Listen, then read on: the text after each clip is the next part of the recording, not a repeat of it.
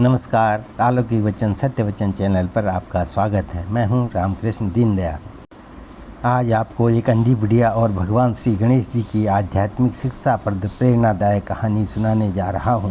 एक गांव में एक अंधी बुढ़िया अपने बीमार पति और बेटे बहू के साथ रहती थी। वह अंधी बुढ़िया भगवान श्री गणेश जी की परम भक्त थी। वह बड़ी श्रद्धा भक्त से नित्य नियम से भगवान श्री गणेश जी की पूजा पाठ किया करती थी। उसकी भक्ति से प्रसन्न होकर एक दिन भगवान श्री गणेश जी अंधी बुढ़िया के समक्ष प्रकट हो गए और अंधी बुढ़िया से वरदान मांगने को कहा। बुढ़िया गणेश जी को सामने पाकर बहुत प्रसन्न हो गई और बोली कि प्रभु, आपके आने मात्र से मैं तो धन्य हो गई, किंतु मुझे कुछ मांगना आता ही नहीं। तब भगवान श्री गणेश जी बोले कि ठीक है, मैं कल फिर आऊँगा, तब तक तुम सोच लेना कि तुम्हें क्या चाहिए। बुढ़िया ने वरदान वाली बात अपने बेटे से कही तो बेटे ने कहा, माँ धन मांग लो। बहू से कही तो बहू ने कहा, माँ पोता मांग लो। पति से कही तो पति ने कहा, मेरे लिए अच्छा स्वास्थ्य मांग लो। अंधी बुढ़िया को कुछ समझ नहीं आया। फिर वह अपनी पड़ोसन से पूछने गई। पड़ोसन ने कहा, तुम अपने लिए आंखें मांग लो।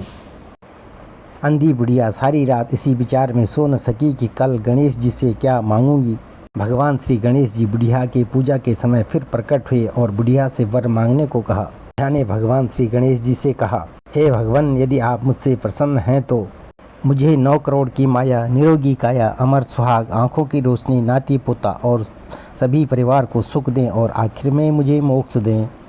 यह सुनकर भगवान श्री गणेश जी ने कहा, बुढ़िया माँ, यह सब मांग कर तुमने तो मुझे ठग ही लिया। अंधी बुढ़िया को यह सब वरदान देकर अंतर्ध्यान हो गए। बुढ़िया ने जो कुछ भी मांगा था उसे वह सब मिल गया। हे प्रभु भगवान श्री गणेश जी, जैसे तुमने उस अंधी बुढ़िया माँ को सब कुछ दिया, ठीक वैसे ही हमें भी सब कुछ दें। शिक्षा यह है कि भगवान पर सच्ची श्रद्धा और पूर्ण विश्वास से भगवान इंसान को सद्बुद्धि प्रदान करते हैं। जिस तरह श्री गणेश जी ने अंधी माँ को वरदान मांगने की सद्बुद्धि दी।